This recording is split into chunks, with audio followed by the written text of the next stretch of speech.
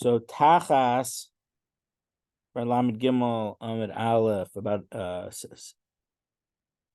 7 lines or 8 lines from the top. So Rabbi Yochanan doesn't say like Ula, who said the Gzer Shav of Tachas, because Rabbi Yochanan holds the word Tachas Asher Ina. You have to pay the father of the girl 50 shekel Tachas Asher Ina in place. Tachas literally means under, but in place of having relations with her. So he needs that word Tachas for a drasha, like Abaye learned. The Amar Abaye, Amar Kra Tachas Asher Ina. So Abaye says, the Torah says, Tachas Asher Ina, in place that he had relations with her. Hay Tachas Asher Ina, B'chal De'ika Bosha Sufagam. This implies that the 50 shekel is only for the actual relations, but there is also, she underwent Boshas, embarrassment, and Pagam, a reduction in her value if she would have been on the slave market because she's no longer a virgin. So the 50 shekel isn't the only payment. There's additional payments, and the boshas of gam are more subjective. Boshas depends on the victim, and the stature of the victim, and the stature of the perpetrator, I guess. And pagam depends on market forces. So the 50 shekel is a set fee, and boshas of gam could change from person to person. But Ula, so how does Ula know that halacha? Since he uses tachas for Gzera Shava, he can't learn this drasha from tachas. Ula nafkalei Rabba. He learns it out from the way Rabba learned this halacha. Da Amar Rabba. Rabba says Amar Krav Nasan Aisha Shochevi Malavia Naracha Mishim Kesef. And the man who laid with her will give to the father of the maiden 50 silver. Hanosh Chiva Chamishim. So why did it say the man who laid with her will give? Just say the man will give to her father.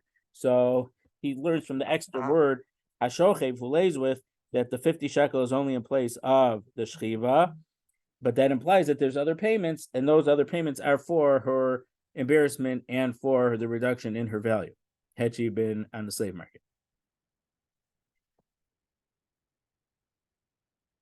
Okay. Rabbi Eliezer Omer. Rabbi Eliezer says, and now we're on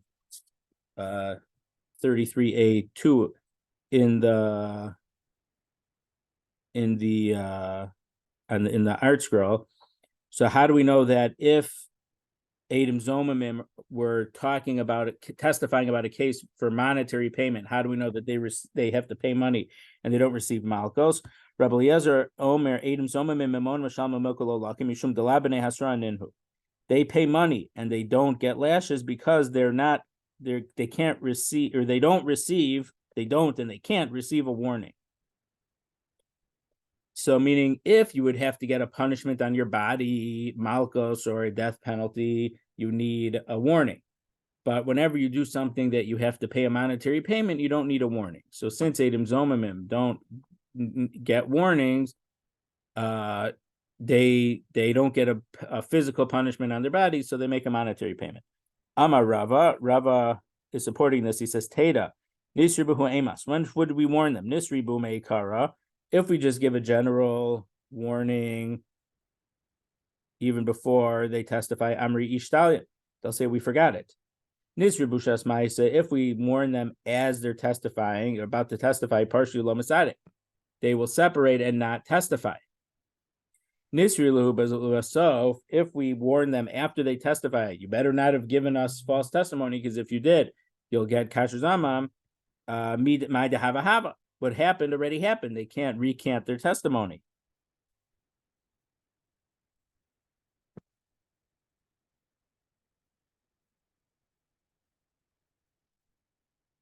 So Maskefler Abaye asks on this, why don't you warn them b'tochtei dibor? Meaning, tochtei dibor is a very short span. It's the amount of time it takes to say Shalom Alecha Rabbi. Good morning, Rabbi.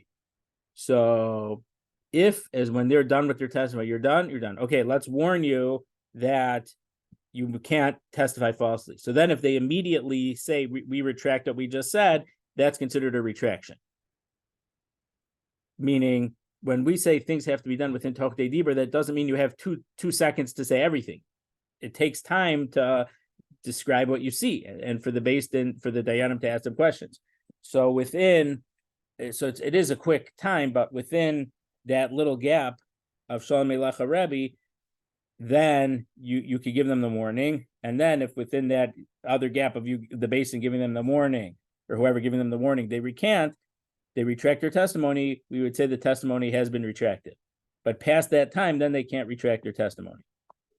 Even for such a generic responsibilities like be responsible for false testimony, they need to be notified. Yeah, that's I don't get that. Kind of obvious.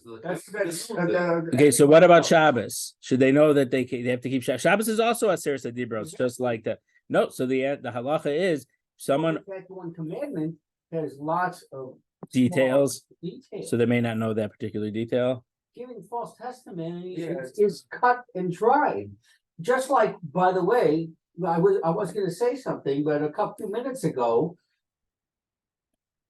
molesting your sister. Yeah. Okay, I have a problem with that. I mean, you shouldn't have to warn somebody about these things. Right. Well, the halacha is that you.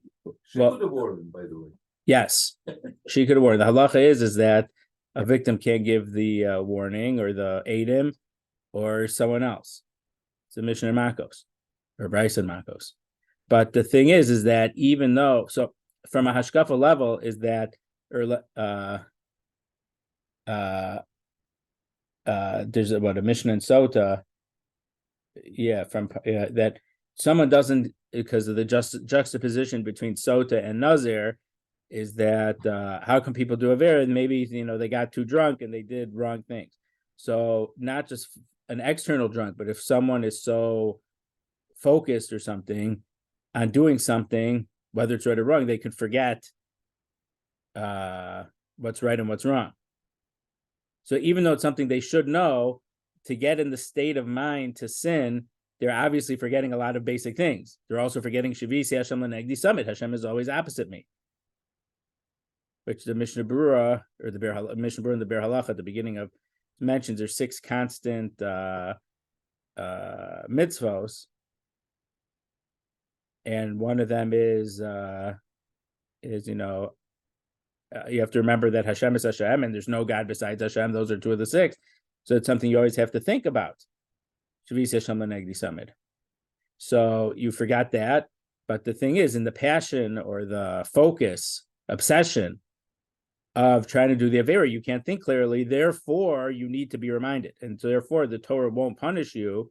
But the Torah says you can't get punished, unless you had a warning to remind you. You had a last chance to snap out of it, but you needed to have the warning.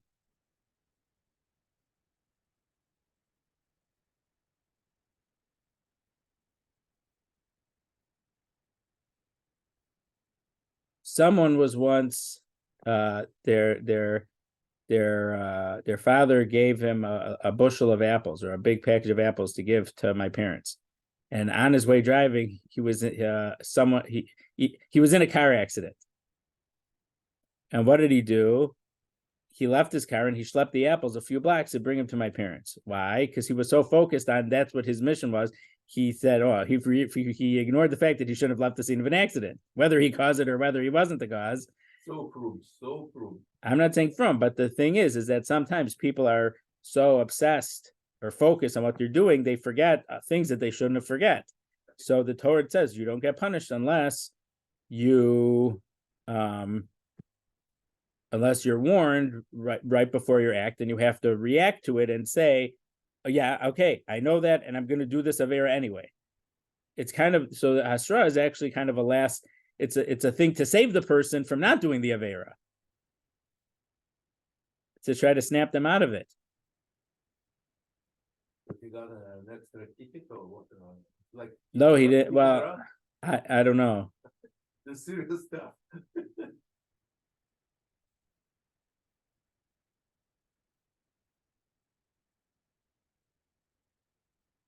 Maskefla Rav Acha Breda Rav Ika, Venisri Behu Meikar, Rav Nirbas Behu Remuze. And Rav Acha said, well, why don't we give them a hint before they testify, an hour before they testify. Abaye said, Rava said they might forget it. So we hint to them a reminder, don't forget what we told you before. So you gave the warning earlier, but you reissue it in a gentle way, so it's not going to scare them off from testifying. So there is a way to give a hint. Then Hadar Amar Abaye then changed his mind and he said, Lav Milsahu da Amri. What I said is of no importance. If you want to think that Adam Zomimim need a warning, and if we don't warn the Adam, they can't get killed. Let's say if they said that Shmira was Machal Shabbos, so then they would get the skila instead of the guy the innocent guy they testified against. Miika midi to inhu bay katab lo hasra v'inu bay hasra. Does it make sense that they wanted to kill someone who didn't receive a hasra, and they themselves would need a hasra?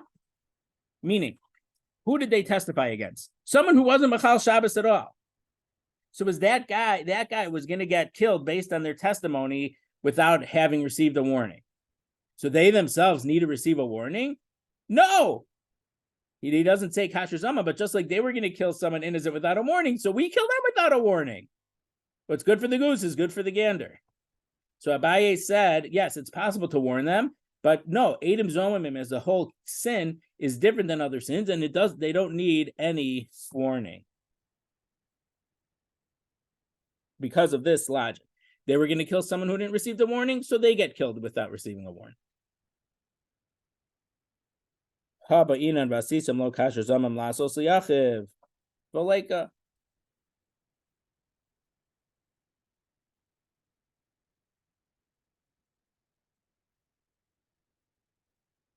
they get what they plan to do. So just like they plan to get someone killed who didn't receive a warning, so they don't get a warning either.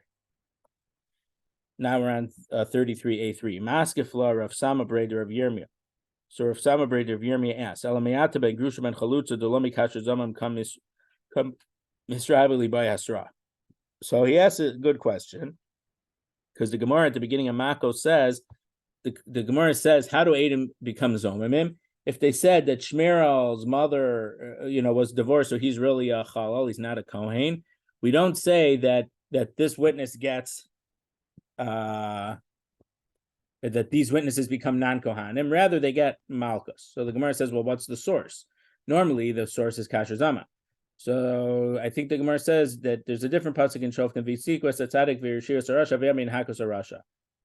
They wanted to make the innocent one becomes innocent, the guilty becomes guilty, and then you will hit the guilty, meaning that the Adam Zomimim who wanted to, and because we have Kasher Zamam for just about every other case, that pasuk the Gemara says is talking about this case when you can't give the punishment that they wanted to give, because they're not Kohanim. So how could they get Kasher Zamam? Even if they would be Kohanim, they would also get the lashes. So since the case of Ben Grusha, when they testified that someone was not a Kohen because his mother was divorced, so since in that case, Kasher Zamam doesn't apply, maybe in that case they do need a warning.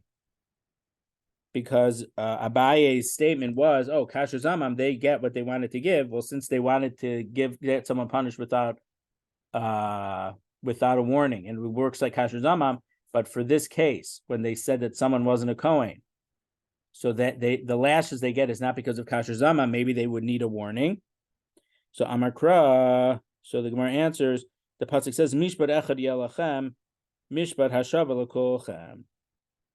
The Torah says in the end of Emor, I think it is, there's one law for you, so therefore we don't differentiate between different cases.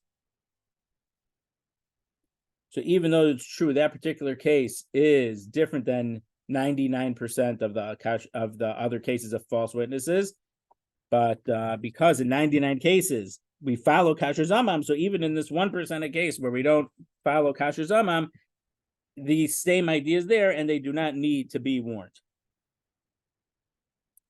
Rav Shisha Brei de Rav Idi Amar. Rav Shisha Brei de Rav Idi says, "Achova b'chaver nami mimono sham umokolo laki mehacha." So he has a different source for why someone who injures someone else has to pay and doesn't get lashes. So the pasuk is in Mishpatim. When people are grappling or fighting, and they hit the pregnant woman, and the yeladeha, meaning the fetus, comes out, meaning there's a miscarriage, below ason, and there was not a fatality, so no one died in that case. He will certainly be punished as for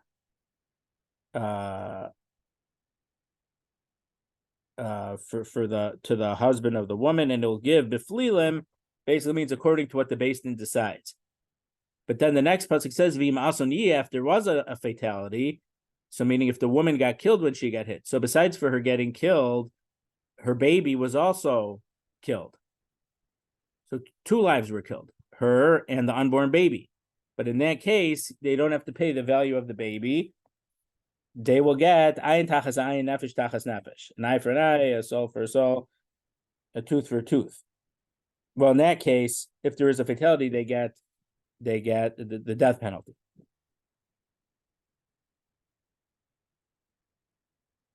The Amar Rabbi Lazar says about this pasuk that the men were fighting and they hit the pregnant woman. We're talking about a case where, in context of death, if there will be a fatality, you have to give a soul in place of a soul, meaning they'll be killed. So Hechidami, what's the case? If there was no warning, how can the person who struck her get killed? We don't punish you without a warning. So it must be that he received a warning. Don't hit. Because if you kill someone when you hit them, you'll be chayv misa. And being warned for a stricter thing also includes a warning for the more lenient thing. Meaning, what's the worst case scenario when someone hits someone else? You kill them. And what's the not worst case scenario? I would hate to say the best case scenario, but what's the not worst case scenario?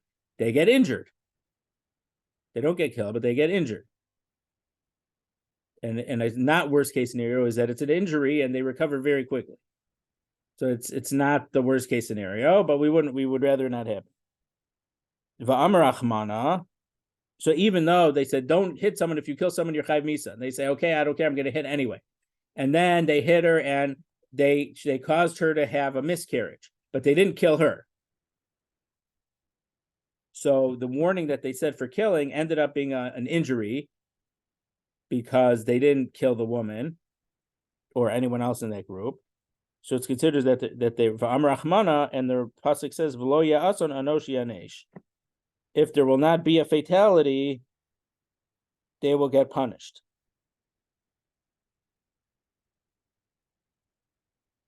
So even though they got a warning for hitting, and the punishment for hitting would be malkos, the pasuk says they pay anoshi yanesh, a monetary punishment. So we see that the Torah specifically says, even though they could have received malkos, in this case, they would get only have to pay the monetary payment for the injuries. They would not get lashes for hitting.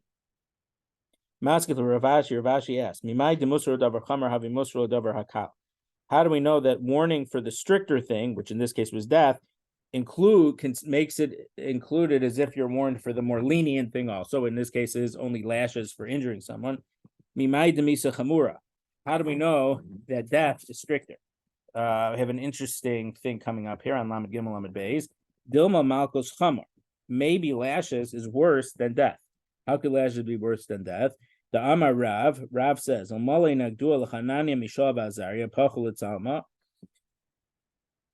if they would have whipped Hananiah, Mishael, and Azariah, they would have bowed down to the idol. Meaning, because what was the punishment from Nebuchadnezzar for Hananiah, Mishael, and Azariah for not bowing down? He threw them into the fiery furnace. So what would have happened in a normal case for fiery furnace? They would have overheated in a few minutes and died. Similar to Avram Avinu, according to the Medrash in the Kivshan Aish. but the miracle happened and they got saved.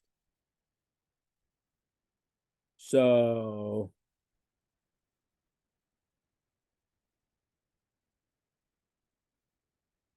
from Rav's statement, that makes it sound like if the king would have imprisoned and been hitting them, they would have bowed down. They would, so meaning for a quick death, they would say, "Okay, we'll choose death and not bow down." But Rav says if the king would have said, I will, take you to Jeff, Lubyanka. Is that what the KGB headquarters? We'll torture you. Yeah. Then they would have said, "Okay, we'll bow down. We don't want to be hit in your thing." That's what Rav's saying. So that implies that being hit is worse than a death sentence. So as a side point, there's a question. Rabbeinu Tam says, "No, we know that for Avodah Zarah, it's Yaharg Vayavor. You have to transgress. You have to give up your life to not serve Avodah Zarah. So how could Rav have said that if they would have been hit, they would have bowed down? So Rabbeinu Tam says that it wasn't a real Avodah Zarah.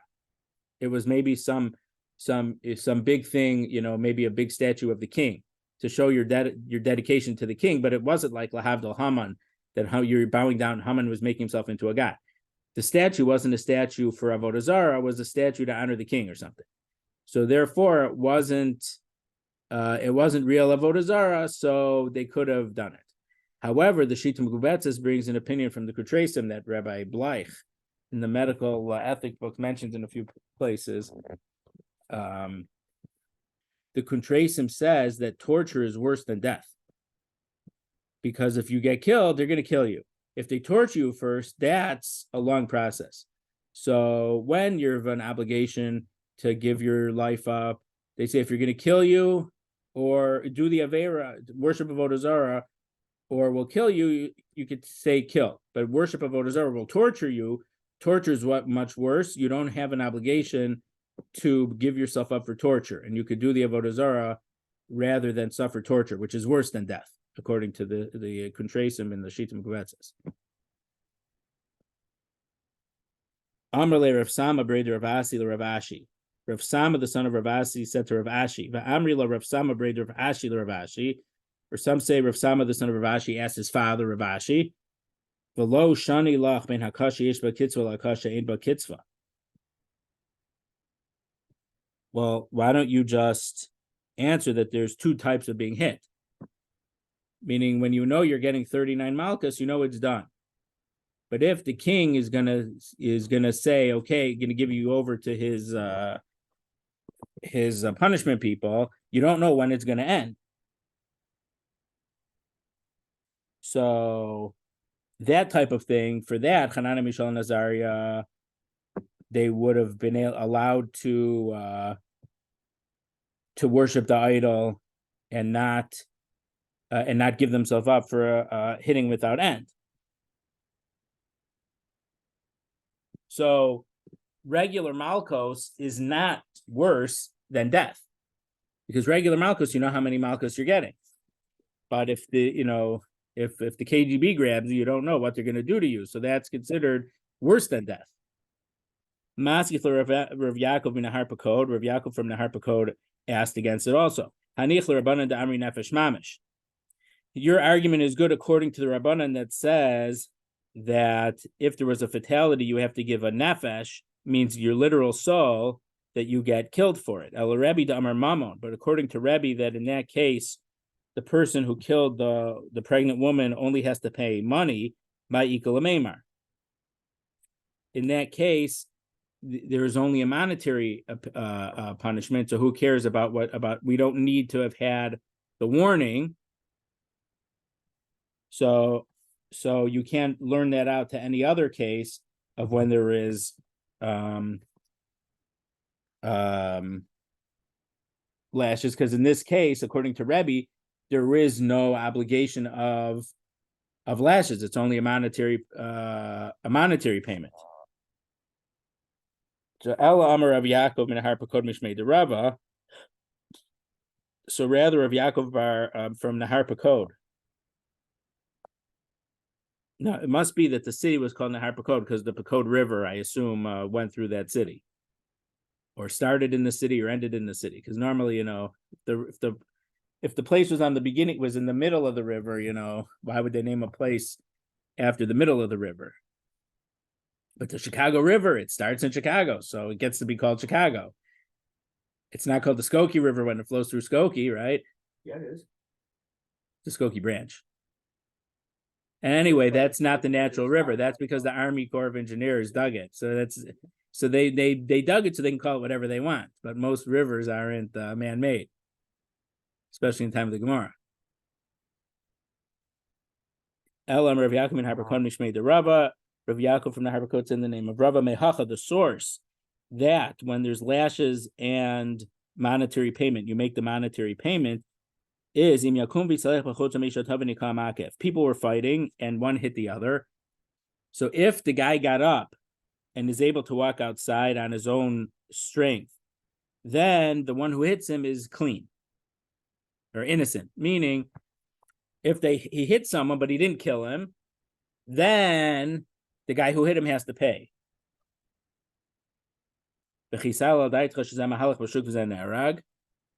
Now, would we ever have thought that one guy survived being hit by the other guy and the other guy is going to be killed for hitting someone but not killing him? So it teaches us that when someone hits someone else and the victim is injured, we don't know if they're going to be in a coma, we don't know if they're going to die, we don't know what. We take the person who hit and we put him in jail. The imisle katinan lay, if the victim died from his wound, then we kill the person who hit him. The imlom is shifter yitin v'rapi. But if the victim didn't die, then the person who hit him has to pay for his healing. Hey chidami. So what's the case when this guy hit the other guy? Idlo asrube. If the one who hit never received a warning on my mikdal, how could he possibly be put to death? Alapshita the asrbe. So it must be that the person who hit received a warning. Umusro davar chamer, musro davar hakal. And someone who was warned for a strict thing that if you hit him and kill him, you'll be put to death.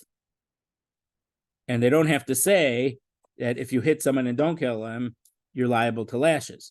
So now that it's a case between lashes for hitting and paying money, the Torah says, Shifto yitin v'rape rape. You give him money for being out of work and he will get healed. So you pay for his damages and you don't get lashes. V'amar the pasuk says, Shifto yitin v'rape rape. You pay him for his loss of work and for his healing.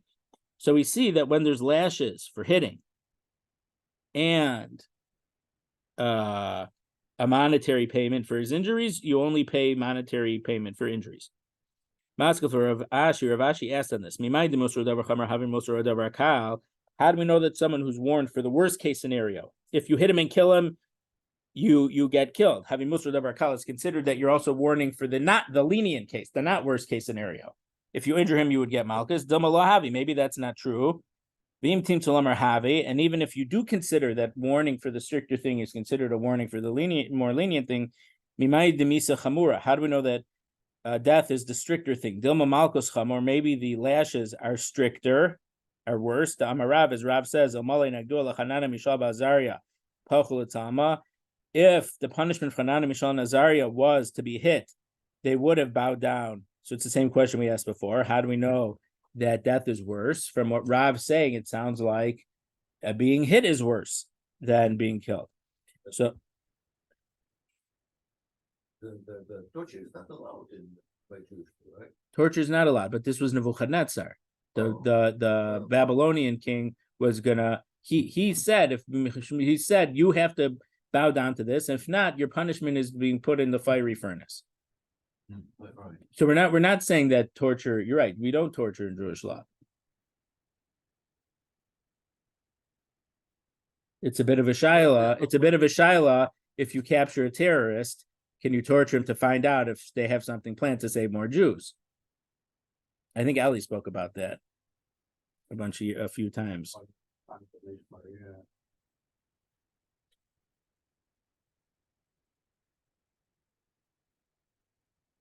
So then we're going to give the same answer we gave last time. Amr Rav Sama Breder Rav Asi Rav Ashi, Rami Rav Sama Breder Rav Asi Rav Ashi, V'lo Shani Lach Ben Akasha Ish B'Kitzva Akasha Ein Bar Kitzva.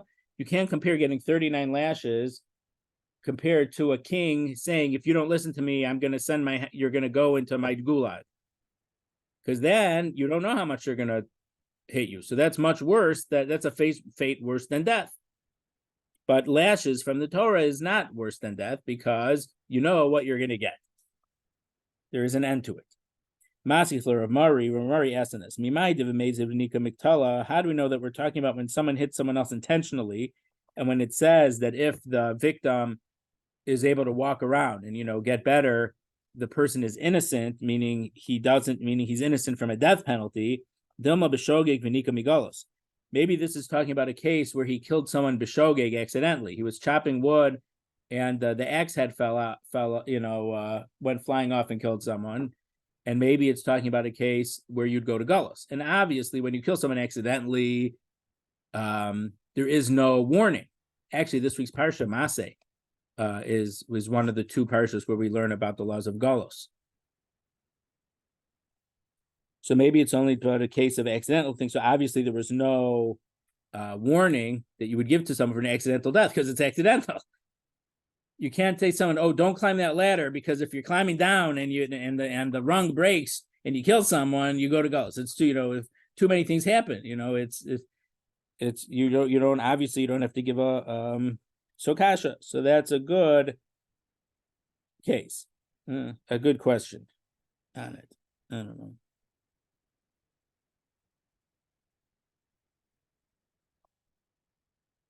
Okay, so we're at the two dots. So now we're at the two dots of Reish Lakish. So again, now this is a third answer to how to reconcile between our Mishnah that makes it sound like you have to pay, and the Mishnah in Makos that makes it sound like you don't pay, you get either Kares or Malkos. So Ula said tachas you pay. Rabbi Yochanan says that injuring someone in Edom Zomimim are special halachos that you pay. Now we have Reish Lakish's answer. Reish Lakish Amar Hamani Rabbi Meir Damar Lokum Mishalin. Our Mishnah, who you would get you pay, he holds like the other Mishnah too. You get punished, lashes, and you can get paid because you would have to pay because this is the opinion of Rabbi Meir who holds you could get two punishments. Because there's a Mishnah in at the beginning of Makos, I think on Daf Gimel or Daf Daled, that says if Edom testified and said that Shmuel owes Beryl $100 and they were found to be Edom Zomimim, they have to pay the $100 because of Kasher Zamam. What they plotted to do, that's what they do, and they get lashes for false testimony. That's Rabbi Meir's opinion.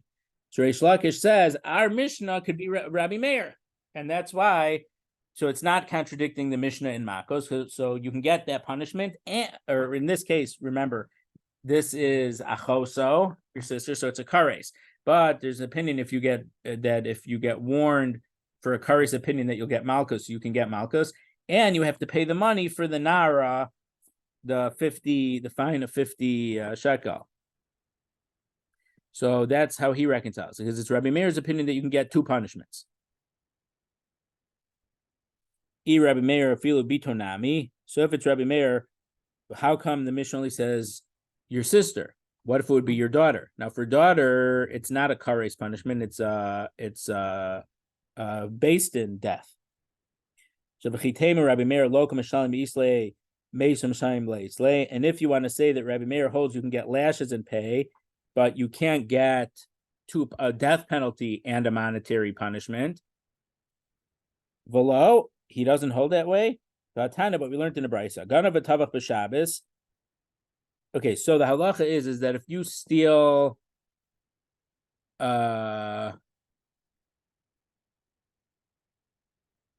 if you steal something, you have to return it. If you stole an animal and you shechted the animal and sold it, you have to pay 4 times the value of the animal if it was a sheep, and 5 times if it was a big animal, like a cow or something. So, ganav v'tavach b'Shabbos. What if you stole and then you had killed the animal and this all happened on Shabbos? So you stole on Shabbos, and so you would have to pay back for stealing, but you also have a death penalty because, well,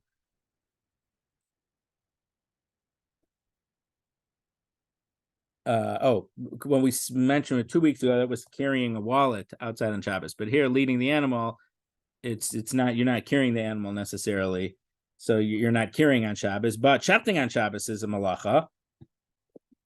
Killing something on Shabbos is one of the 39 malachos. So, by the fact that you're obligating yourselves more money that happened at the same time that you're breaking Shabbos. So, what about getting 2 punishments at the same time? So, ganav v'tavach b'Shabbos, or ganav v'tavach lavodos kachavim. You stole. If you steal the animal and brought it as carbonus is allowed. Not on. So on Shabbos, it would the only korban we bring on Shabbos is a communal sacrifice. So there wouldn't be a way that you would steal something and then smuggle it into the base of Mikdash and it would be used, because the Kohanim know that they didn't prepare this animal from before Shabbos planning to shech this animal.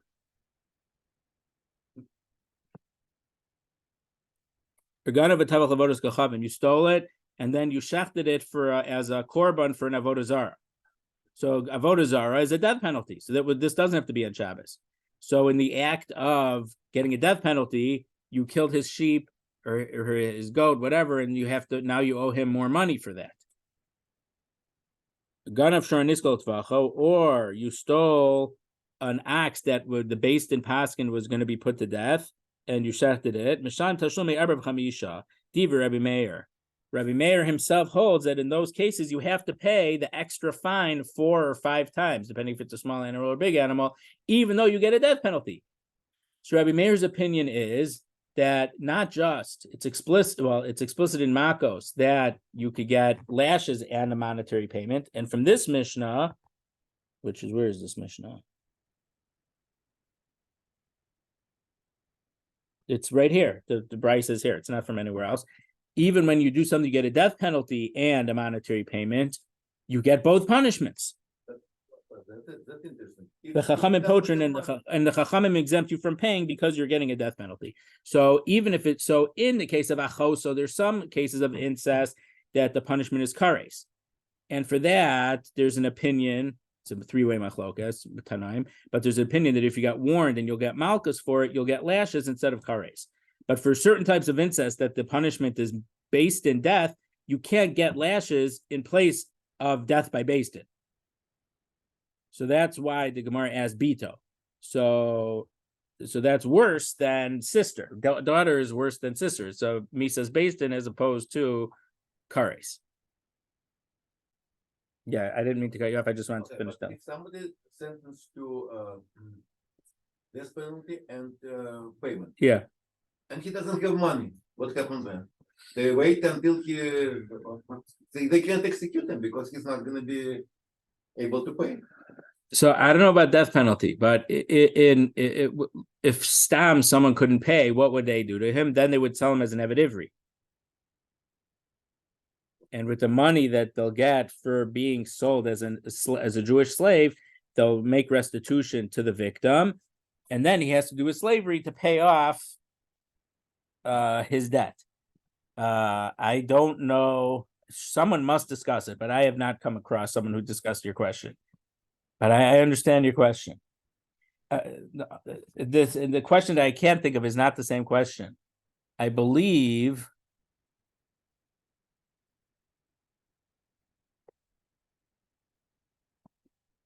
the question is, let's say a woman did an Avera and gets executed and she's pregnant. Do they wait for her to give birth and then they kill her? I think the Gemara in Sanhedrin says they kill her. They don't wait for the baby to be born. I don't know. I must have read somewhere. I think in Sharia law, the Muslims would let her give birth and then they kill her. But I think halacha is they kill her even though she's pregnant. but I have to check that out. But that's my impression from a long time ago. I have to do Chazara.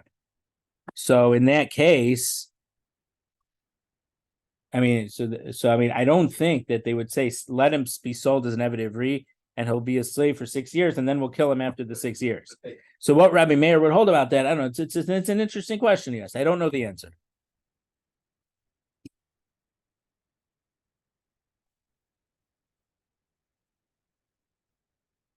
So how come if Reish Lakish is right and our Mishnah is Rabbi Meir, how come it only mentioned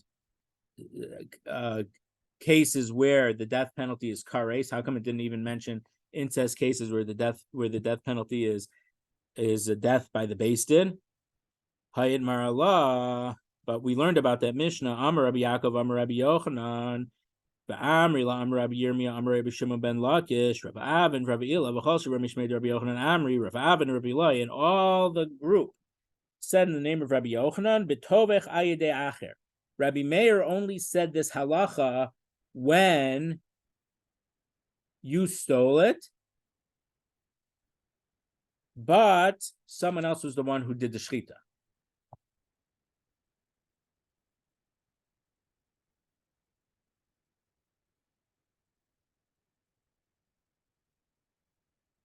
So the person who stole, you said someone else, you said, hey, Yishmael, shech this right now.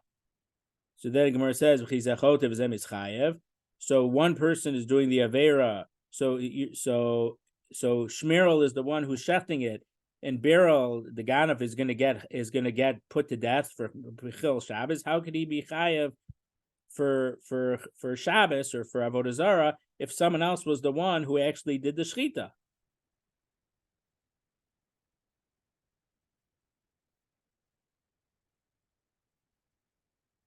So Shmerel shachts it, and Beryl is chayev for the extra payment and for Chil Shabbos. So Amar Rabba says, Amar Achmana utvacha o macharo. The pasuk says in the case of when you stole an animal and you don't have it anymore, it's because tvacha o macharo. You either butchered it, you shechted it, or you sold it. Ma mechira al de'acher. Just like when you sold it, there had to be someone else involved. You didn't sell it to yourself. Av tvicha de'acher. So also when it's shechting, that includes the case where you had someone else shecht the animal. So the Torah explicitly allowed you to pay back, even though you did not do the act of shechita, but we are saying it's you told the guy to shecht it. We'll talk about on the next Amud. I don't know if we'll get here today, but normally we say ein shliach l'dvar avera. You can't make an agent for an avera. Now, if you hire someone to kill someone, that's a big avera. The Gemara in the 6th parak of Bava Kama says your Beis Din may not be able to punish you, but you're chai b'dinei shamayim. But if you tell someone, steal the money from me, or something like that, the guy who steals should know, you're not his boss. Hashem's his boss. Hashem told him not to steal. I told you to steal. Who should you listen to? Me or Hashem? You should listen to Hashem. So in general, ain't shliach l'davar avera. Well, that's the question now. How about father in Highland Park who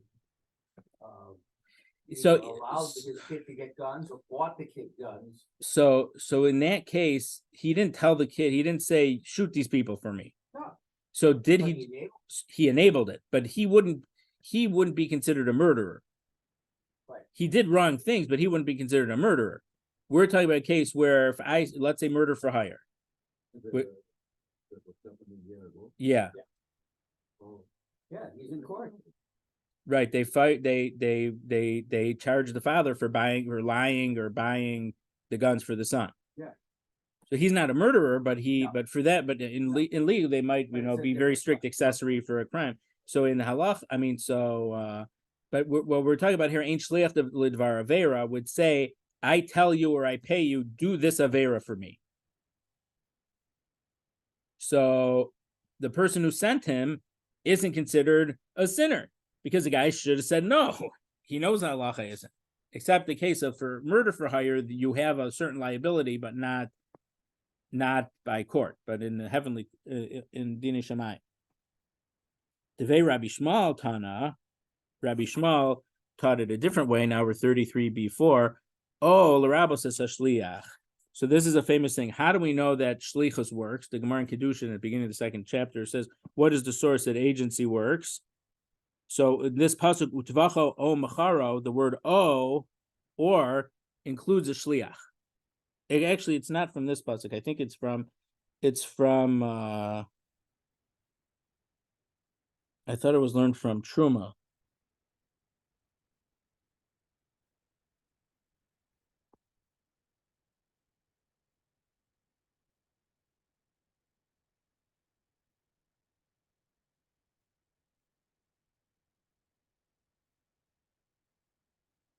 So the word "o" includes a shliach. Devei Chizkiya Tana, the Yeshiva of Chizkiya said tachas l'rabos es a shliach. The word tachas, in place of, you play 4 times in place of an ox. Just a second here, it's my father. So so the pasuk says, when a person steals an ox or a lamb and he butchers it or he sells it, he pays 5 a cattle in place of an ox and 4 sheep. Tachas, it says tachas, in place of. So why does it have to use the whole word tachas? So Rashi says, let him just say chamisha boker yishalem b'shor. How come it had to say an extra word tachas ashor? So the word tachas includes that if you had an agent do it, you would. So you told someone to shech the animal, and they shechted for you. You have to pay the extra 2 or 3 times the value of the animal to get a total of 4 times. The animal's worth $100. You have to pay $500 back.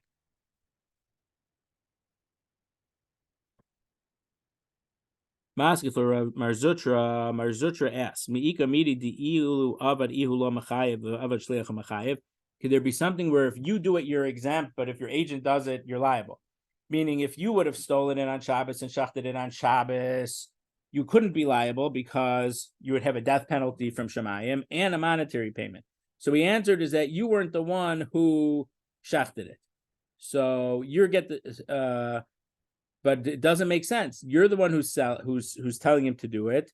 If you would have done it all yourself, you wouldn't have get all these punishments. But because you had someone else do it, you get more punishments. Does that make sense?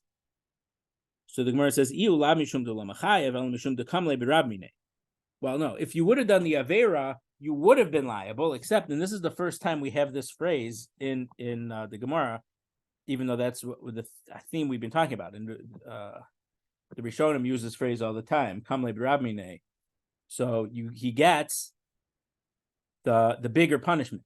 Meaning, yes, you are obligated for a monetary payment and you're obligated in a death penalty, but we can't give you both. We only give you the stricter punishment. So yes, in theory, you do deserve both penalties, but in practicality, we can only give you one. But now in this case, because someone else was not a co-conspirator, but a co-violator. So there's a punishment for you to get and a punishment for him to get. So yes, really you should. So from this, there is an implication that, so I think we mentioned, maybe I haven't, the Meiri's opinion is in Bava Kama and Dafnan Vav, that in a case like this, where you would have a monetary payment and a death penalty, but Beis Din could only give you one punishment. If, let's say, the victim would have somehow gotten a hold of your money, they would be able to keep it. Beis Din can't require you to pay them the money because they can only require you to get one payment. But if they take control of your money, Beis Din says, okay, they have it, they keep it. Beis Din can't force them to return the money to you. That's the Meiri's opinion.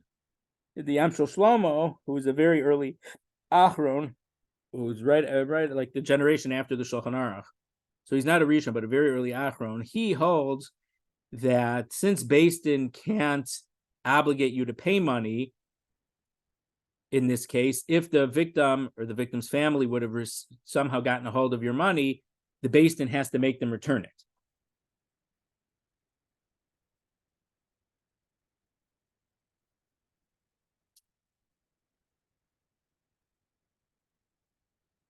So either way, I mean, it's to me, it sounds more is that you are obligated, just based in can't make you pay. So to me, the Meiri's opinion makes a lot of sense, but not everyone agrees with the Meiri. And it doesn't conflict with this line either, but I think it fits in better.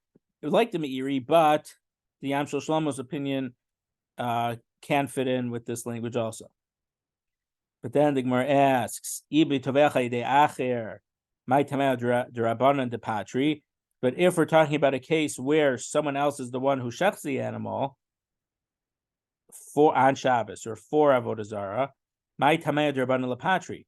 Why would the Rabbanan say that you're exempt from payment? The guy who shechted can make the payment, and you get the death penalty. Or excuse me, he did the shlita, so he would get the death penalty for the Avodah Zarah or for the Shabbos, and you stole it. You told him to shech that you have to pay back the 4 times or 5 times. So the Gemara says the reason that the Chachamim say your pater is man Chachamim. Who's the Chachamim? Lamedal and Ma'alef. Rabbi Shimon he. It's Rabbi Shimon the Amar Shchita Shein Ruya Lo Shmei Shchita. A shchita that's not going to render the animal. If a shchita is not going to make the animal mutter to eat, it's not considered a shchita.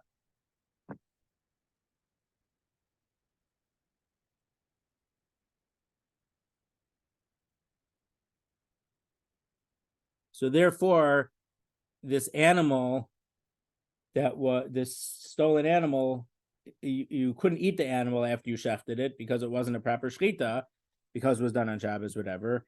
So you don't get 2 punishments. That makes sense if it's a shechita for avodah zara, you're shechting the animal for an idol, or if it's a shor haniskal, the Beis Din, the shore had killed someone or whatever, so the Beis Din said that this axe has to be put to death. So those things, but shechting something on Shabbos is a good shechita, just that there's a death penalty for it. I mean, if you shecht something for an idol, and now it becomes something for an idol, you can't use it, you can't eat it. But shechting on Shabbos, in theory, I mean, in practice, you can't shecht on Shabbos. But if you would shecht on Shabbos, the animal would be kosher. It's actually a not because we learned in the Mishnah Shabbos Yom Kippur if you shechted on Shabbos or Yom Kippur, where also there's a death penalty for doing a malacha, even though you have a chiyuv misa, you have to be put to death. The shechita is kosher. So how do we explain that case? So Savrlek Rabbi Yochanan HaSandler, he holds like Rabbi Yochanan HaSandler, who would argue on that and say that it doesn't work if you did it on Shabbos. So we'll leave it here for next week because we're getting into a thing that's a little bit long. But and then what this next Gemara that we're up to is going to say is what happens if you cook on Shabbos. So if you cook by accident, you can't use it, but someone else could use it. If you cooked on purpose, you can't use it at all. Other people have to wait till after Shabbos. So that's what our Gemara is going to say next.